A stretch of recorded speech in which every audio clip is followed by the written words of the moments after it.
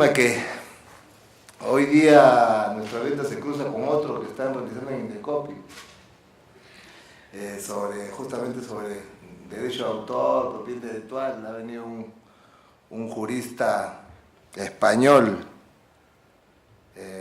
bastante interesante el tema.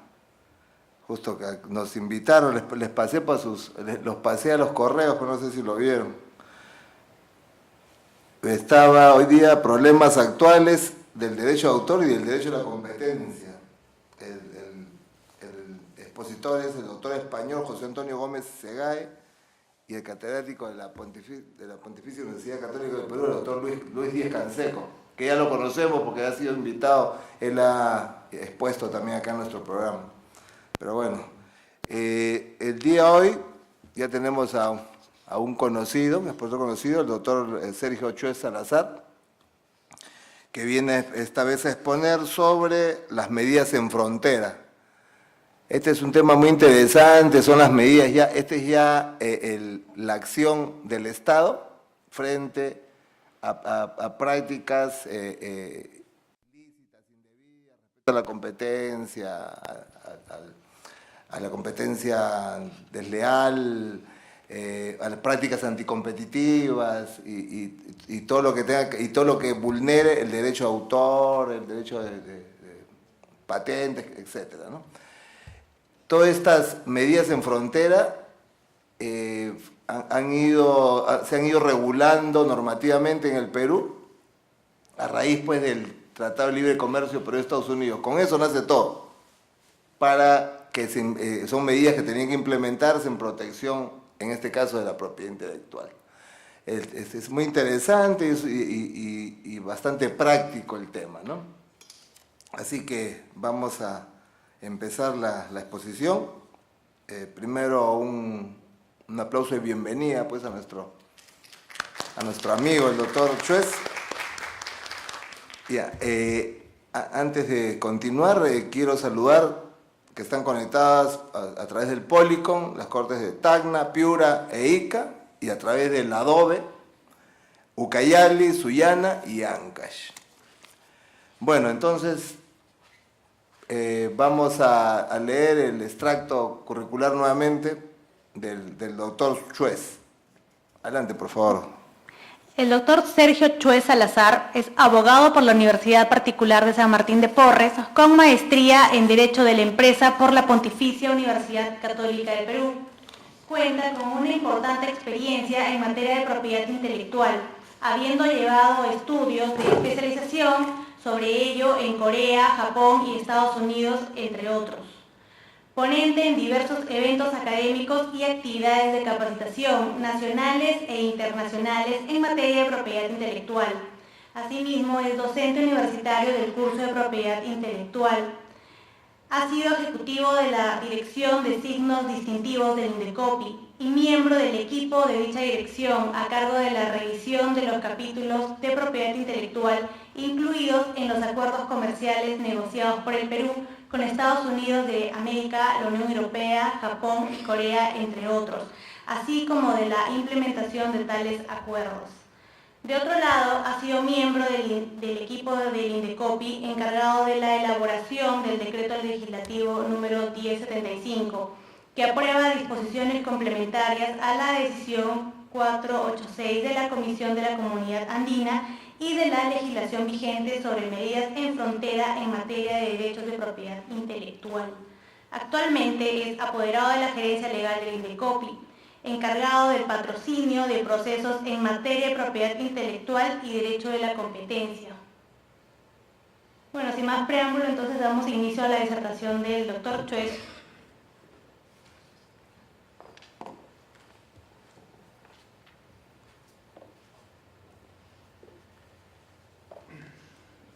Buenas tardes con todos. Primero nuevamente agradecer al doctor Vinatea por la invitación y a ustedes por su presencia. Como la semana anterior, también no es mi intención hacerles lo que queda de la tarde complicada, así que voy a tratar de ser lo más digerible posible la exposición sobre el tema que vamos a abordar el día de hoy, que, como bien han señalado, es sobre medidas en frontera.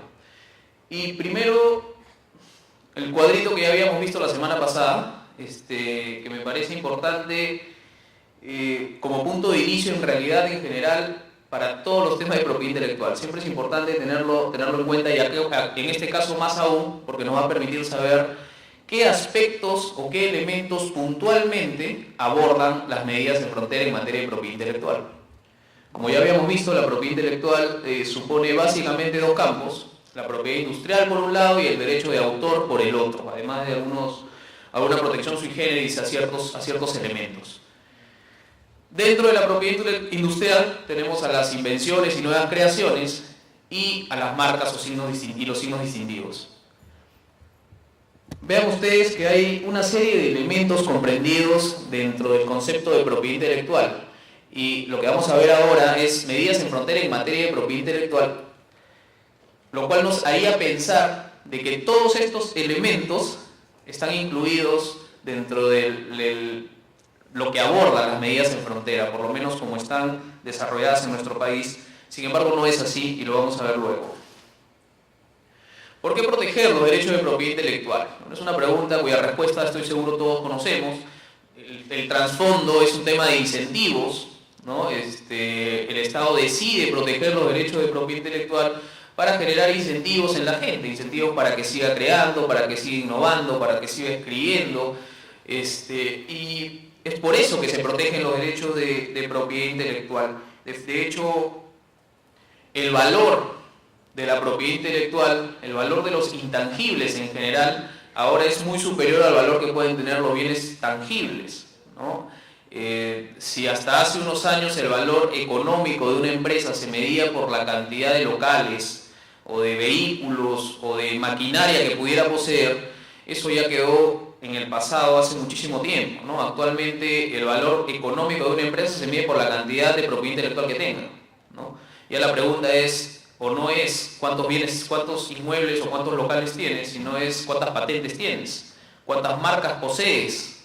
Entonces ya el tema ha cambiado, y eso es lo que justifica también de que los estados opten por proteger los derechos de propiedad intelectual y establezcan una serie de medidas de observancia de este tipo de derechos. Igual ustedes verán ahí la referencia al comercio, porque también ha quedado atrás la época en la que las sociedades podían autoabastecerse con los recursos que ellas mismas podían generar. Eso ya no es así. Ya hay la necesidad de tener productos o de contratar servicios de países, y surgen las importaciones, surgen las exportaciones, y que son los medios por los cuales, o a través de los cuales existe probablemente la mayor cantidad de infracciones a los bienes o a los derechos de propiedad intelectual. Entonces, es ahí la necesidad de la protección, sobre todo con relación a los bienes, con relación a las medidas comerciales. Y el primer cuerpo normativo que se ocupa en extenso sobre las medidas en frontera son los ATPIC, justamente reconociendo esta relación que hay entre el comercio y la propiedad intelectual. Como habíamos visto, ya los ATPIC son los acuerdos sobre los aspectos de derechos de propiedad intelectual relacionados con el comercio, y que fueron adoptados en el año 1994 en el marco de la OMC, ¿no? Entraron en vigencia en enero del año 95. Y los ATPIC incluyen toda una sección sobre prescripciones relacionadas con las medidas en frontera. Ya habíamos visto también la semana pasada, y seguro lo han verificado ustedes antes, que los ATPIC constituyen normas piso, las llamadas normas de mínimo cumplimiento. Los países de la OMC están obligados a adoptar como mínimo aquellas normas previstas por ATPIC.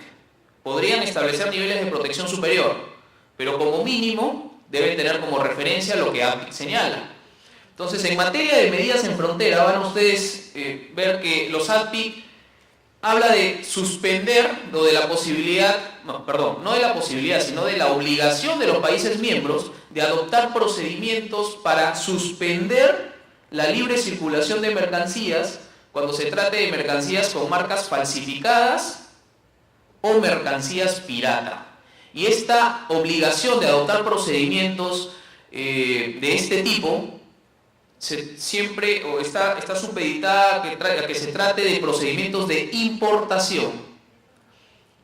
En el caso de las exportaciones, que lo ven ustedes ahí entre paréntesis, lo que dice ADPIC es que los países miembros pueden, conforme a su legislación interna, también adoptar procedimientos para exportación. Pero la obligación o el requerimiento mínimo es adoptarlos para importaciones. Entonces ven ustedes ahí que ADPIC restringe el tema o el concepto de medidas en frontera o la aplicación de medidas en frontera a prácticamente dos elementos de la propiedad intelectual, de los que hemos visto antes, ¿no? Vieron antes en el cuadrito, hay una serie de elementos de propiedad intelectual y ADPIC dice, medidas en frontera como mínimo debe aplicarse a marcas, porque se habla de suspensión de la libre circulación de mercancías con marca falsificada y además a derechos de autor. Cuando se habla de mercancías pirata, se está refiriendo a mercancías que pudieran afectar un derecho de autor. Entonces, no es, por lo menos de acuerdo a ADPIC, la obligación de establecer procedimientos de medidas en frontera para todos los elementos de la propiedad intelectual. De acuerdo a ADPIC, la obligación mínima de establecerlos es para marcas y para derechos de autor.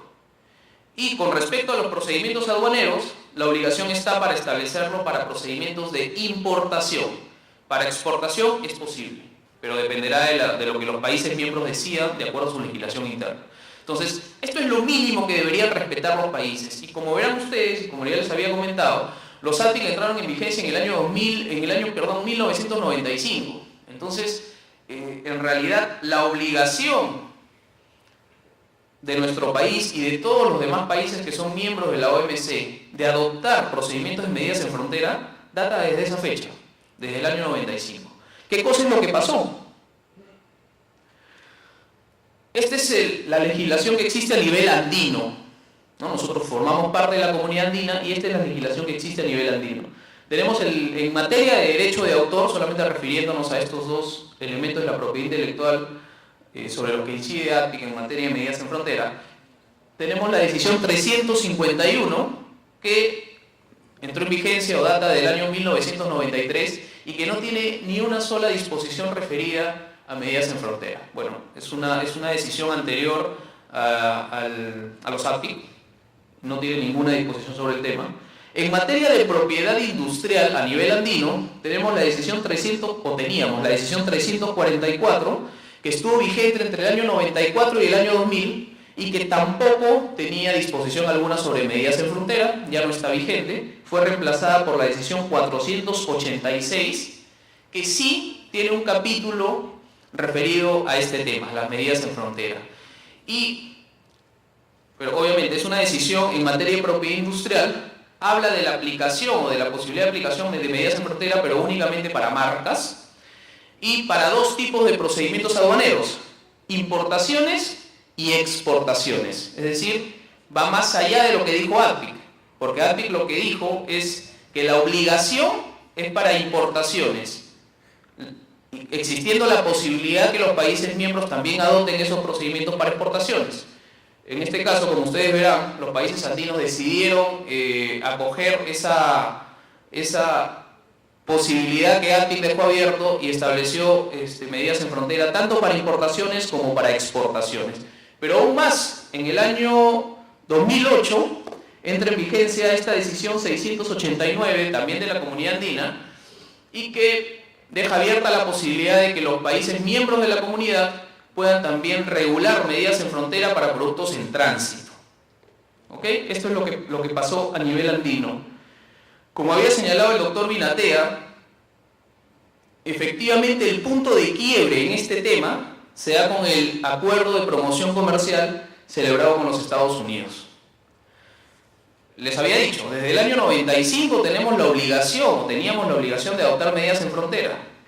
Sin embargo, recién, y a nivel andino, desde el año 2000 que entró en vigencia la decisión 486, pero recién con la negociación y con la firma y la entrada en vigencia del Tratado de Libre Comercio con los Estados Unidos, es que eso se implementa, eso se lleva al papel.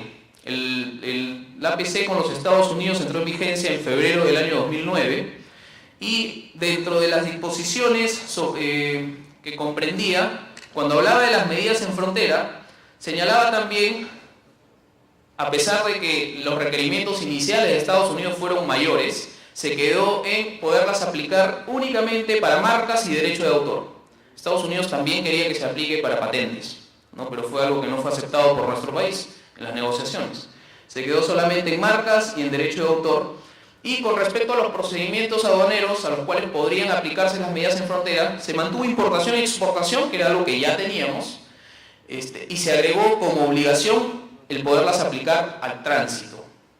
Fue a raíz de las negociaciones para la celebración de este tratado que sale esta última decisión andina, la 689, porque en realidad la decisión andina, que también es de cumplimiento obligatorio por todos los países miembros de la comunidad, no permitía la aplicación de medidas en frontera para tránsito. A raíz de las negociaciones que hubieron con Estados Unidos sobre el tema, es que se consigue acordar con los demás países miembros para que se permita que estos países pudieran establecer este tipo de medidas también para el tránsito. Entonces, este es, como les decía, el punto de quiebre en nuestra legislación en lo que se refiere a las prescripciones relacionadas a las medidas en frontera en materia de propiedad intelectual. Y de hecho, bueno, acá hay otros tratados que ha celebrado nuestro país. Todos estos ya están vigentes, con Corea, Japón, Unión Europea, Costa Rica, Panamá, algunos de los muchos tratados que hemos celebrado y que contienen disposiciones sobre medidas en frontera, sobre propiedad intelectual y sobre medidas en frontera en particular. Faltaría ya agregar China también, y todos ellos han tenido como base el Tratado de Libre Comercio celebrado con los Estados Unidos. Todas las disposiciones que se han negociado acá sobre propiedad intelectual en general y sobre medidas en frontera en específico, tienen como base el Tratado de Libre Comercio con los Estados Unidos.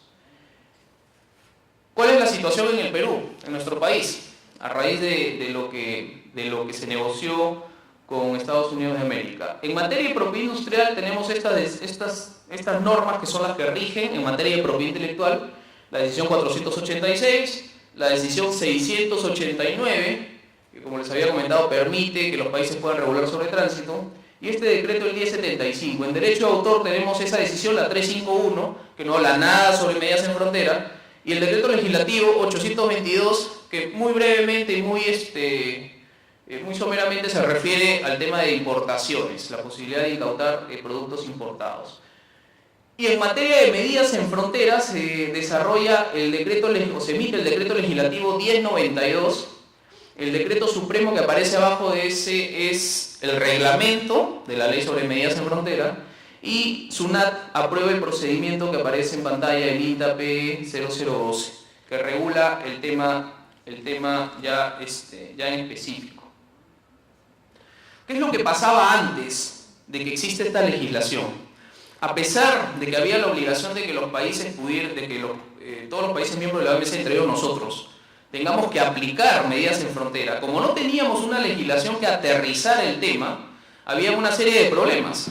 Desde, por ejemplo, ¿quién era la autoridad competente para poderlas aplicar? ¿Quién debía aplicar una medida en frontera? ¿Quién debía decomisar o incautar productos falsificados en la frontera? Aunque pareciera algo muy evidente, para nosotros por lo menos, hablando desde el punto de vista del INDECOPI, de que eso debía ser aplicado por SUNAT, para las autoridades aduaneras no les quedaba tan claro, y ellos más bien consideraban que debía ser aplicado por el INDECOPI o por el Poder Judicial también. Entonces era algo que estaba en el limbo. Como les digo, había un conflicto entre lo que decía la ley y lo que realmente sucedía, ¿no? Lo que pasaba en la realidad. A pesar de ello, bueno, hubieron algunas medidas que tuvieron que adoptarse para poder paliar un poco esa falta de aterrizaje en el tema. Y bueno, hubo un convenio que se celebró con SUNAT, se estableció un sistema de alertas, en virtud del cual los especialistas de aduanas, cuando verificaban en los aforos físicos mercadería falsificada o mercadería pirata, alertaban al INDECOPI, mandaban un correo electrónico al INDECOPI, y el INDECOPI a su vez le informaba al titular de la marca o al representante del titular de la marca en nuestro país y esperaba buenamente que el titular pudiera decir algo, ¿no? Esto generaba pues una serie de problemas porque no sé exactamente si será así también ahora, pero por lo menos hasta hace unos años los especialistas de aduanas trabajaban haciendo aforos o reconocimientos físicos durante todo el día. Es decir, estaban en los terminales de almacenamiento abriendo contenedores y revisando las mercaderías. Entonces durante el día podían de repente hacerse unos 5 o 6 o 10 revisiones y recién en las noches o tarde-noche, cuando llegaban a sus oficinas, pasaban el papel y mandaban las comunicaciones al Indecopi informando lo que podían de repente haber revisado a las 8 de la mañana. Llegaba el correo probablemente a las 5 o 6 de la tarde, el Indecopi lo trasladaba, muchas de las marcas involucradas o de las obras involucradas normalmente son extranjeras o de titulares extranjeros. Se comunicaba al titular del derecho a través del representante del estudio de abogados que lo representaba acá, y lo que tenía que hacer el estudio de abogados era enviarle a su vez la misma comunicación al propio titular, para que él decida, porque muchas veces los estudios no tomaban la decisión de si había que actuar o no sobre esa mercadería. Entonces, imaginarán ustedes el problema que había de tiempos, porque obviamente aduanas o SUNAT tampoco estaba en la posibilidad de mantener una mercadería inmovilizada sin que exista un motivo para tenerla de esa manera. Requería de contar con una orden emitida por la autoridad diciéndole mantén la mercadería decomisada hasta que se defina el tema, pero no era así, simplemente informaban. A veces estábamos ante personas o titulares, como les decía, domiciliados en el extranjero, y un correo mandado a las 6 o 7 de la noche de acá de Lima, implicaba que de repente en otros países estuviera en un horario no de trabajo. Entonces podían pasarse 1, 2 o quizás hasta 3 días en recibir la comunicación ya de parte del titular diciendo decomisen. Entonces eso definitivamente era ineficiente, ¿no? Porque había mucha mercadería que se iba, mucha mercadería que finalmente no podía ser retenida, porque cuando ya se recibía la noticia de parte del titular, ya la mercadería SUNAT la tenía que haber dejado salir. Entonces esos eran los problemas prácticos que pasaba acá, igual con los veedores, ¿no? Indecopi lo tiene hasta ahora, veedores en los terminales de almacenamiento, para ver temas de derecho de autor y para ver temas de marcas. Entonces, eso agilizaba un poco el trámite, porque el veedor también podía estar presente en un aforo, en un reconocimiento físico. Y si el veedor a las 8 de la mañana verificaba mercadería con marca falsa, la diferencia con el vista de aduanas, con el especialista de aduanas, es que inmediatamente informaba, ¿no? Entonces, se podían reducir los tiempos, pero aún así era algo ineficiente. Había mucha mercadería que salía y que finalmente, ya para cuando se recibía la noticia de parte del titular, no se podía hacer nada con respecto a ella, ¿no? Sin perjuicio de eso, y eso pues, como les comentaba, fueron las consecuencias de la falta de aterrizaje normativo del tema de medidas en frontera. Sin perjuicio de eso, hubieron algunos resultados interesantes. Voy a mostrarles acá algunas imágenes, a ver qué opinan ustedes. Por ejemplo, estas son algunas de las tantas marcas de Coca-Cola. Y a partir de estos procedimientos que les comento que se tomaron por parte de las autoridades administrativas, se pudieron hacer decomisos, por ejemplo, de esto, ¿no? Ustedes verán ahí que no dice Coca-Cola, sino dice Coca-Cola. Pues obviamente es un producto falsificado, ¿no? Son relojes. Igual acá, ¿no? Son juguetes, no dice Coca-Cola, sino dice Coca-Cola. Estas son algunas marcas de Adidas, algunas de las tantas marcas que tienen registrados, y se pudieron decomisar, por ejemplo, estas medias que dicen Avivas. Igual acá, ¿no? Avivas. Algunas marcas de Nike o Nike, y también hay esto, ¿no? Como verán, la figura de la saeta con la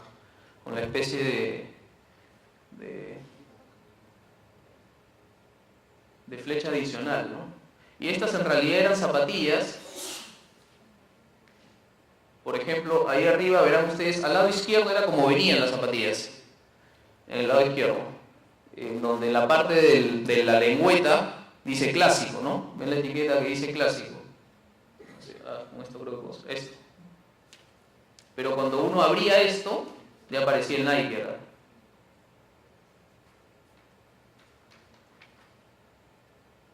Bueno, algunos también relojes marca Gucci. En el caso de Nokia también, estos son cargadores de celular que también venían cubiertos con unas especies de etiquetas en las que aparecían otras marcas, y cuando uno las despegaba ya veía ahí el Nokia, ¿no? Y son casos complicados de identificar, ¿no? Porque uno las revisa con la etiqueta encima y bueno, tendría que ser muy, muy perceptivo el vista o el especialista para poder tener la iniciativa de abrir la etiqueta o de romper algún papel que pudiera contener y poder identificar la marca que aparece.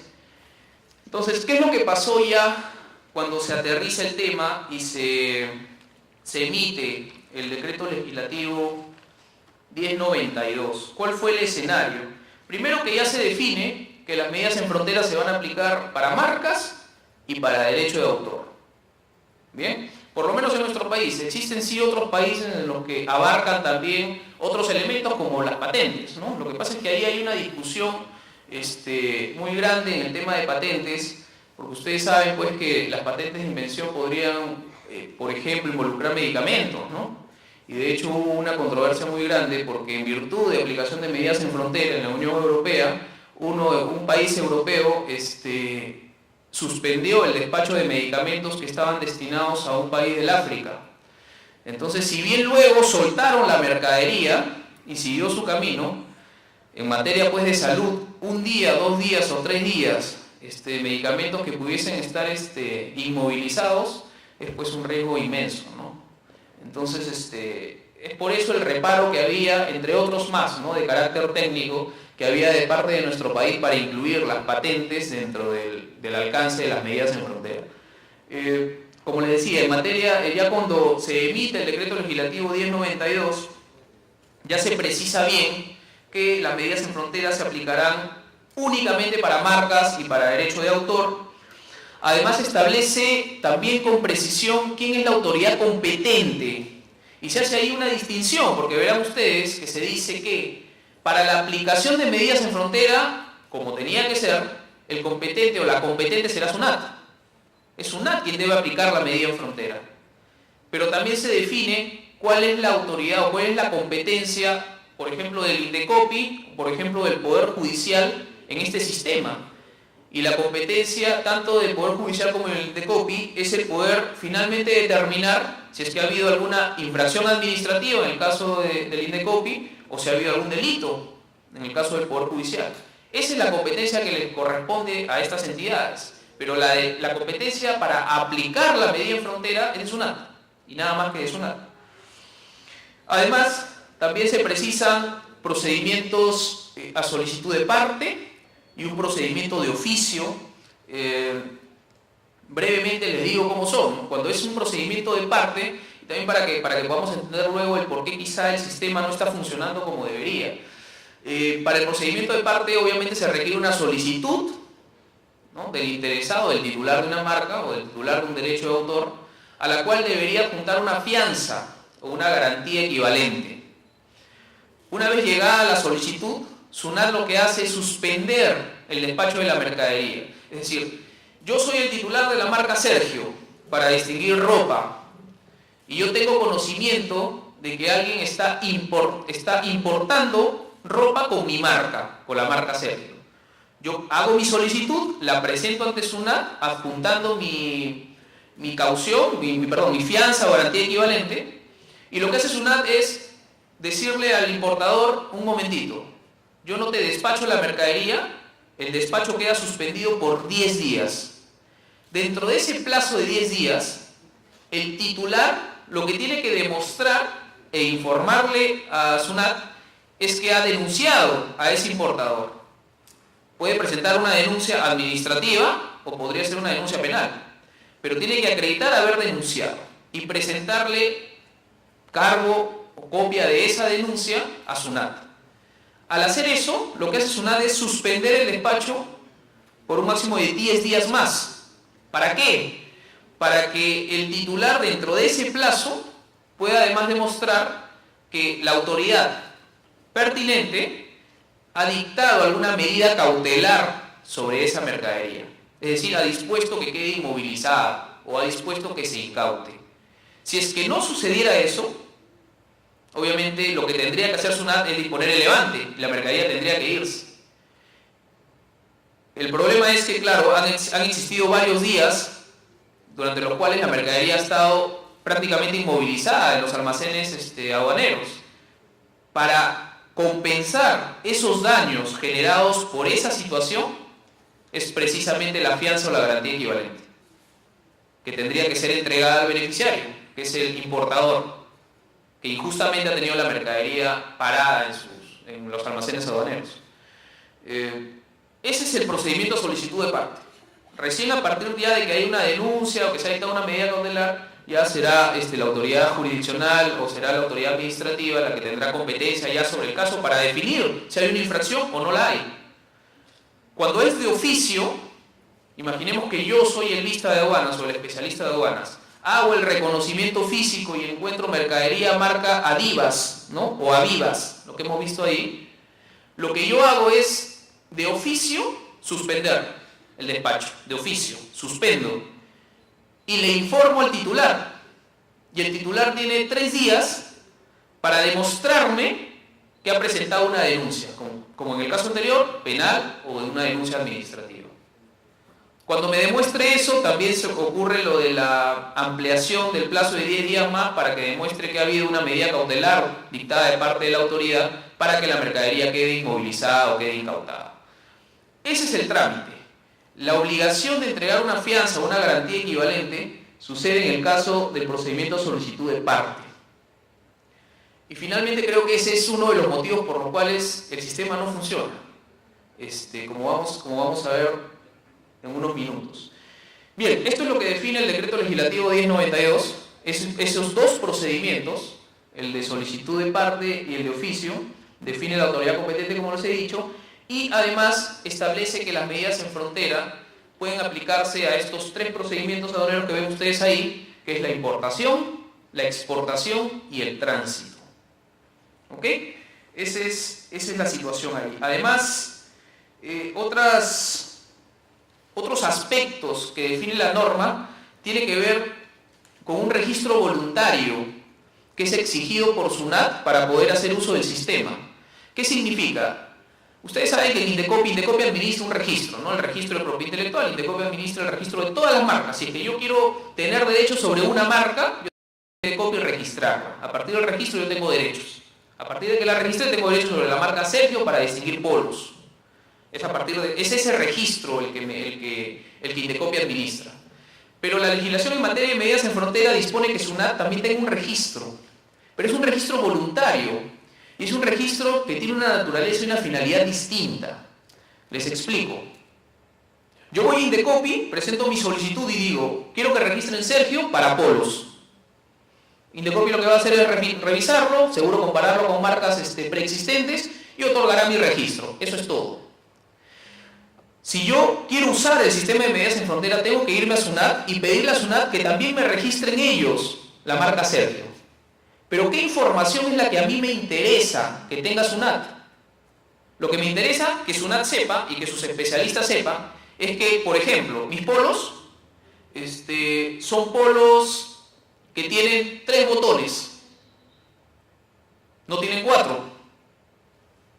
Por lo tanto, si un especialista abre un contenedor y encuentra polos Sergio con 4 botones, tiene que saber que son productos falsos. Por ejemplo, yo le puedo decir, o puedo indicar, o puedo informar en ese registro, por si acaso, yo también tengo pantalones marca Sergio, pero únicamente son fabricados en Tailandia.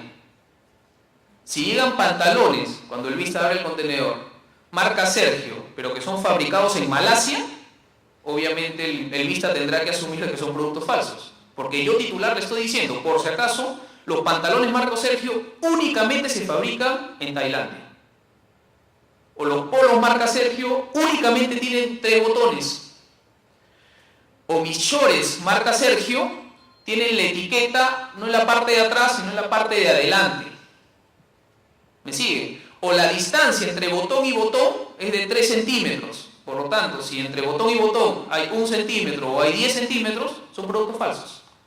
Entonces, la intención de este registro voluntario ante SUNAT es que el titular pueda darle a los especialistas de aduanas toda la información que les facilite a ellos identificar si están ante un producto falso o ante un producto verdadero.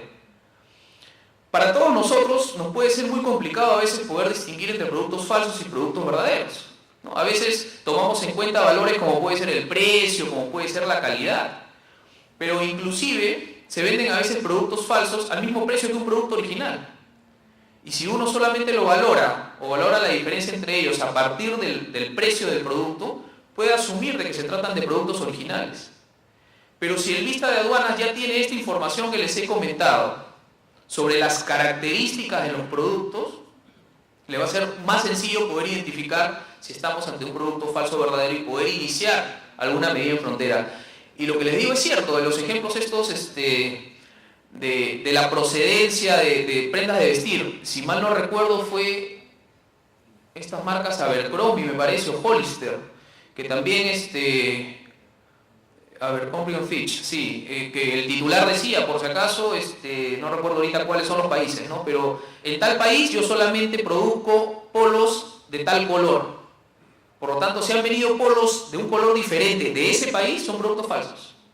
Entonces, es esa información que es la que se requiere entregar en ese registro voluntario. La naturaleza y la finalidad es completamente distinta al registro que tiene el Indecopi. Ante Indecopi no necesito entregar toda esa información porque es innecesaria. Pero sí ante aduanas, sí ante SUNAT. Esa información sí es muy importante. ¿Qué otra situación maneja el decreto legislativo 1092? Como les había comentado, el tema de la fianza o garantía equivalente. Cuando yo presento una solicitud de parte, tengo que entregar una fianza o una garantía equivalente que tiene que ser del 20% del valor FOB de la mercadería sobre la cual yo quiero que se aplique la medida en frontera. Y del 100% si se trata de mercadería perecible. 20% o el 100% si se trata de mercadería perecible. ¿Qué problema plantea esto, no? Poniéndonos en los zapatos de un titular, ¿no? Quiere decir de que ante cada solicitud que presente ante aduanas para que se aplique medidas en frontera, tiene que desembolsar dinero para efectos de la fianza o la garantía equivalente. Y además esa fianza o garantía equivalente tiene que mantenerse vigente durante todo el tiempo que dure el trámite del procedimiento ante el Indecopi o el proceso que haya instaurado, el proceso penal que pueda haber instaurado. Imagínense ante el Indecopi, si fuera ante el Indecopi, ¿no? Que sus pronunciamientos pueden llegar a sede judicial. O sea, estamos hablando de procesos que pueden durar muchísimos años y de uno solo. Por lo tanto, si un titular quiere presentar o quiere que se apliquen medidas en frontera, en varios casos es bastante cantidad de dinero la que tiene que involucrar, aun cuando al final le devuelvan ese dinero, ¿no? Porque se demuestre que la mercadería es falsa o que es mercadería pirata, pero es un montón de tiempo durante el cual el dinero tiene que estar estancado o parado. Ese es el problema con la fianza. ¿Qué más? Hay mercaderías excluidas del sistema. Y las mercaderías que se excluyen son aquellas mercaderías, dice la ley, que no tienen fines comerciales o si los tuvieran, no son significativas para la economía del país. El reglamento define cuáles son ese tipo de mercaderías y establece que son aquellas cuyo valor FOB declarado es menor a $200. ¿Está bien o está mal? Es un tema práctico, ¿no? Es algo que tenía que ponerse un número para poder definir el tema. Ya es cuestión de ver qué cosa es lo que pasa en la realidad. Hay personas que pueden traer 100.000 etiquetas falsas y valen menos que $200. Entonces, es un problema de definición y de aplicación del sistema.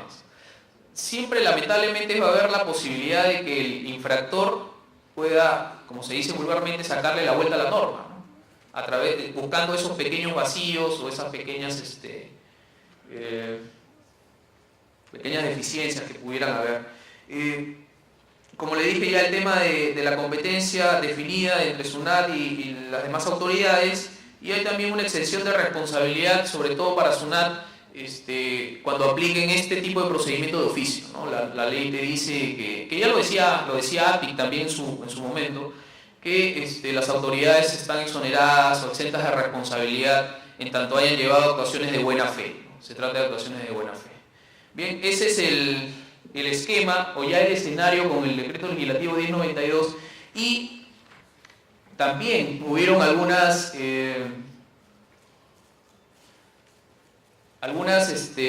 incautaciones, algunos productos que se pudieron incautar a partir de la aplicación del sistema, pero siempre iniciados de oficio.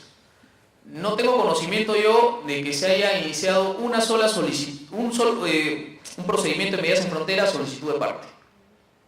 Todas han sido de oficio hasta donde tengo conocimiento. Probablemente por lo que les había comentado, ¿no? De los problemas de la fianza, que es una de las razones que los propios titulares señalan como para no utilizar el sistema, como una de lo que ellos consideran una deficiencia del sistema, ¿no? Pero es una cuestión discutible, porque obviamente también el tener que entregar una fianza o una garantía es importante porque resguarda los derechos del importador o del exportador. Si no existieran, créanme también que seguro podría usarse el sistema de manera abusiva. Y estos son algunos casos que se han podido ver ya con la aplicación de medidas en frontera, pero a partir siempre de una actuación de oficio de SUNAT. Son las marcas de Louis Vuitton, todas estas, son carteritas, o monederos, no sé cómo le llaman. Estos son joyeros de Hello Kitty. Acá también tenemos prendas, son juguetes, y en las prendas aparece acá bordado el Hello Kitty. Estos de Cars, son juguetes falsos, que a veces uno los aprecia y tienen todas las características de un producto original, ¿no? Pero en realidad son productos falsificados. Estos son mandos del Nintendo Wii, también falsificados. Esta es Oakley, son lentes. Bueno, son algunas de las varias incautaciones o decomisos que se han producido a partir del sistema. Ahora, ¿cuál es la agenda pendiente, no? Ya para ir finalizando, algunos puntos que yo he colocado ahí, creo que se requiere de una mayor alianza, no solamente entre autoridades, ¿no? De la posibilidad de que las coordinaciones entre SUNAT y el INDECOPI o el Ministerio Público, el Poder Judicial sean fluidas, sino además es importantísima acá la participación del titular. Es muy complicado para una persona poder identificar a veces cuando está frente a un producto falso, les indicaba. Muchas veces nos guiamos por el precio, nos guiamos por la calidad del producto, pero les digo, en alguna oportunidad, en una acción de oficio del INDECOPI, se decomisó mercadería con distintas marcas, que por cuestiones precisamente de precio y de calidad se asumieron razonablemente que eran falsificadas.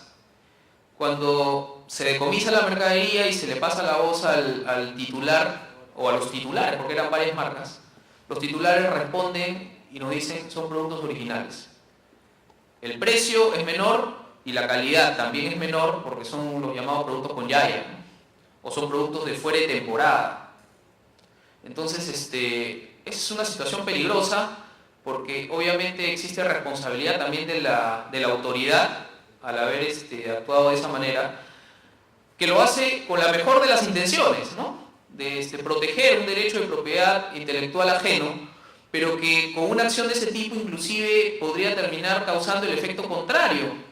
Porque si yo soy un comerciante al cual me han incautado mercadería, aun cuando después de una semana, 2, 3 o un mes me la devuelvan, el tiempo durante el cual no pude contar con la mercadería y no la pude vender, implica un perjuicio. Y probablemente yo como comerciante más bien le diré al titular de la marca, ya no quiero que me vuelvas a vender mercadería con tu marca, porque me genera problemas. Es una de las cosas que podría pasar. Entonces es a veces complicado de que la autoridad o cualquier persona pueda identificar un producto falso. Habrá casos en los que son más evidentes que otros, pero en ocasiones no es así, por temas de precio. Entonces es importante la participación del titular. Es importante que él, ante aduanas, en este registro voluntario, y según la información que yo tenía, incluso era gratuito el registro, hasta el año pasado sabía que era gratuito, no sé si ahora habrá cambiado, pero que el titular entregue toda esa información para que el especialista de aduanas esté en la capacidad de poder hacer una definición más concreta y fácil. El fortalecimiento de las instituciones también, ¿no? Yo les comentaba que, por ejemplo, en el caso del Indecopi, el Indecopi tiene dos vistas. Uno para ver temas de derecho de autor y otro para ver temas de marcas. Pero son dos vistas.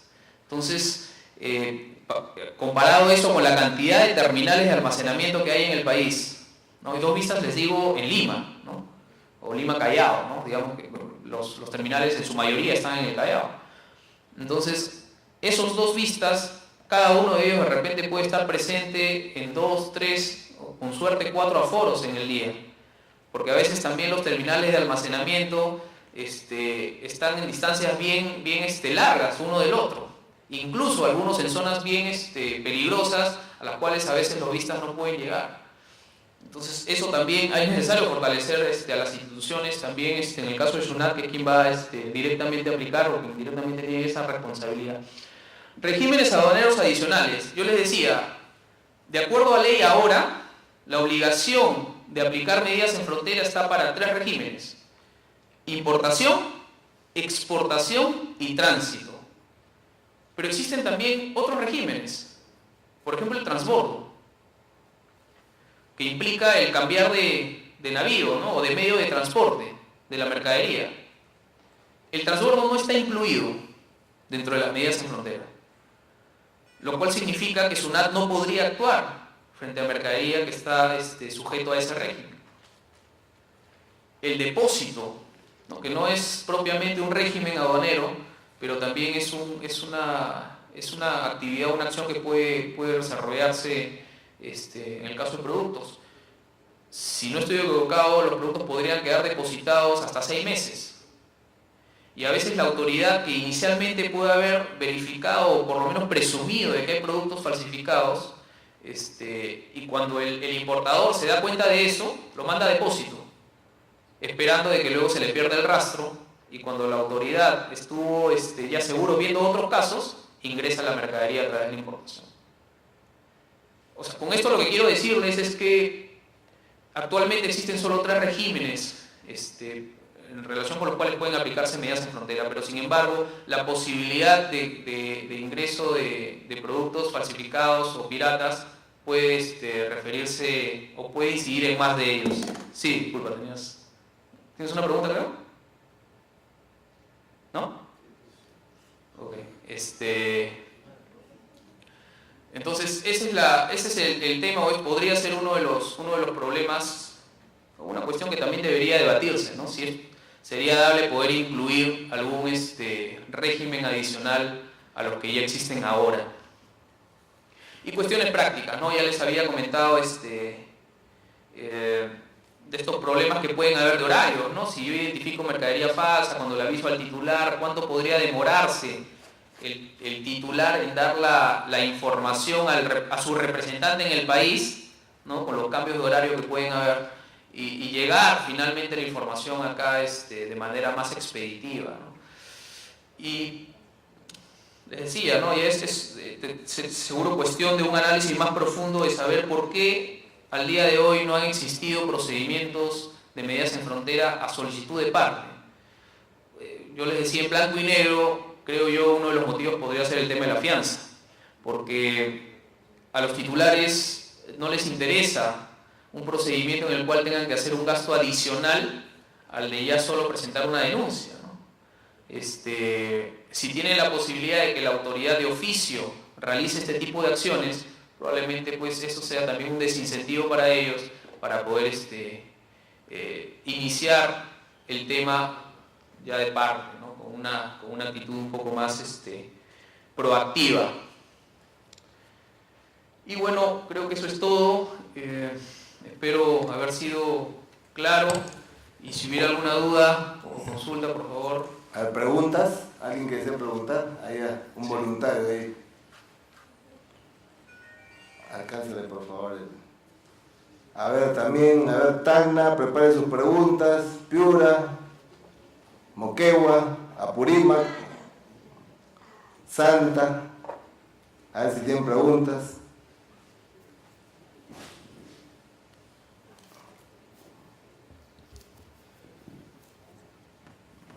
Ante todo, buenas noches al panel, al doctor y también al doctor expositor, que claramente nos ha hecho el tema de Abercrombie, el tema de, ¿cómo se llama? Louis Vuitton, y todas esas tendencias que ahora se están dando en el país. Sé que va de la mano la protección a la institucionalidad de Indecopi y el desarrollo de una política de Estado que aperture la protección a los derechos de autor. Un ejemplo, Abercrombie, Gucci. ¿Cómo hacer mucho más atractivo la propuesta de insertar al mercado nacional y compartir la economía a nivel internacional con las diversas marcas, por ejemplo Fiat, Toyota, que se empiecen a desarrollar en el país, ¿no? Que hacerlo más atractivo para que se genere industria, se genere el comercio y el desarrollo de una economía sólida, ¿no? Y ligado al tema de Indecopi, pues. Gracias. Camilo González, de la Corte Superior de Justicia de Lima. Gracias, Camilo, por el comentario. Bueno, la pregunta en realidad es una respuesta bien profunda, ¿no? Porque tiene que ver con que el país pudiera generar un clima de confianza y de seguridad para el empresario, para que pudiera tener él o escoger a nuestro país como uno de aquellos en los cuales pudiese desarrollar industria, ¿no? Por ejemplo, muchas marcas, muchas empresas que manejan marcas muy conocidas escogen China como país de producción de sus productos. ¿Y por qué? Porque la mano de obra es muy barata, hasta la tierra es muy barata. Entonces eso les genera a ellos condiciones como para poder explotar ese mercado. Y justo como conversábamos con el doctor Vinatea la semana pasada, ¿no? El tema ahí viene por aprovechar la transferencia de tecnología, porque si bien tú puedes darle la posibilidad de que desarrollen industria en tu país, hay que aprovechar eso pidiéndole a estas empresas que también transfieran tecnología que nos permita luego a nosotros poder desarrollar esos sistemas productivos, esos procesos productivos. Entonces es una cuestión que tiene que ver con eso, con la seguridad que también haya en materia contractual, el sistema judicial también es algo que se toma muy en cuenta al momento de decidir optar por un país para desarrollar industria. Y de hecho, he tenido suerte de viajar a algún sitio por ahí y recuerdo una vez en Estados Unidos, ingresé a una tienda Lacoste, conocen ustedes la marca Lacoste, y me dio un orgullo tremendo cuando vi polos Lacoste que en las etiquetas, en estos hang-ups decía fabricado en el Perú o hecho en el Perú. Y hacía todo una breve reseña sobre el algodón peruano. Tú que eres peruano y estás en un país extranjero y lees eso, de verdad la piel se te escarapela, te llena de orgullo, y de hecho le dije a todos los que estaban ahí presentes que era peruano. Y es algo muy significativo, ¿no? Porque en realidad nosotros tenemos acá los medios y los recursos para poder explotar y poder competir en las mismas condiciones que marcas extranjeras. pero falta a veces también decisión de parte del empresario peruano, ¿no? Por ejemplo, en materia de, sin ir muy lejos, en materia de gastronomía, ¿no? La cadena Bimbo, por ejemplo, que compite con Burger King, compite con McDonald's y tantas otras cadenas de comida rápida. O Inca Kola, bueno, que ahora tiene presencia de Coca-Cola en su accionariado, pero durante muchos años el Perú fue uno de los pocos países en los cuales la Inca Kola era la bebida preferida por encima de la Coca-Cola. El caso de Donofrio con los helados. ¿Cuántas veces llegaron helados extranjeros acá y que no pudieron superar a Donofrio en la venta de helados minoristas, ¿no? Pardo Chique, el tema de Cola Real, ¿no? O Triple Cola, que está en otros países, ¿no? Y que en México incluso se peleó con la Coca-Cola y obtuvo resoluciones desfavorables por cuestiones de libre competencia. Entonces, en realidad sí hay las condiciones para que acá se pueda desarrollar industria. A veces depende un poco también del empresario el poder arriesgarse y tomar las decisiones adecuadas, y también depende de nosotros como autoridades el poder darles a ellos también las garantías de que sus derechos van a ser protegidos. Pero haber al menos acercado un poco a lo que querías saber. Antes de continuar con más preguntas, como se me están yendo acá, hay una anuncio importante. Por si acaso, como ya estamos cerca de acabar este segundo módulo, ya cortaríamos hasta el próximo año. Solo vamos a tener, nos quedan 2 fechas. La primera semana de diciembre, a ver si la última, vamos a ver si hacemos una clausura, algo simpático. Estamos trabajando en eso. Pero como requisito para que reciban sus certificados, no solo en la asistencia, sino también les vamos a dar una evaluación de salida. No es para que se califique con nota cada quien, porque esto no es un diplomado ni una maestría, sino que nosotros necesitamos saber el impacto que puede haber tenido este segundo módulo en ustedes, ¿no? Que han recibido, que han captado, que han interiorizado respecto a todos los temas que se han desarrollado en los ya 26 sesiones que han habido, ¿no? Así que les vamos a pasar a su correo, por favor. Ustedes también difundan a sus compañeros, a todos los que están inscritos acá. Nosotros les vamos a pasar sus correos, porque la presentación del documento, eso está incluido todas las cortes de todo el país, donde hay inscritos acá en este programa. La presentación tiene que ser física. Les pasamos por facilitar para no estar yendo de uno en uno a sus correos o a los coordinadores, las cortes, los que son fuera, que son de distintas a Lima, y la entrega son 25 o 26 preguntas más o menos, pero la entrega va a ser física. Tiene que ser, me lo traen personalmente. Y en las cortes del resto del país, a través de sus coordinadores. Va a ser esos son los 2 requisitos: asistencia y llenar la evaluación. ¿Ya? Bueno, entonces, ¿más preguntas? A ver, de repente por Tacna no hay ninguna pregunta. El tema es medida de frontera, o Piura, Santa, Apurímac. Nadie se hace ninguna pregunta.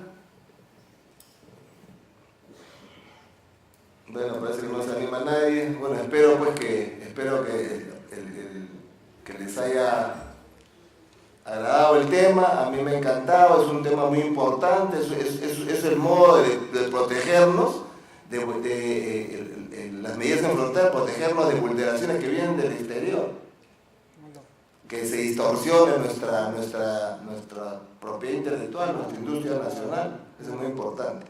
Bueno, entonces muchas gracias por su atención.